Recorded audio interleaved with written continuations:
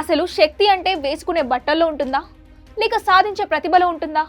పేరుకేమో నారీ శక్తి event, కానీ ఆ అమ్మాయికి అవార్డు ఇవ్వడానికి వీల్లేదు. ఎందుకో తెలుసా? తను స్లీవ్లెస్ వేసుకుందట. ఇది రీసెంట్ గా ఢిల్లీ యూనివర్సిటీలో జరిగిన నిజమైన ఘటన. నారీ శక్తి అనే థీమ్ మీద ప్రోగ్రామ్ జరుగుతుంటే మంత్రి మన్సుఖ్ మాండవియాను సన్మానించాల్సిన స్టూడెంట్ ను డ్రెస్ బాగా లేదు అని అడ్డుకున్నారు.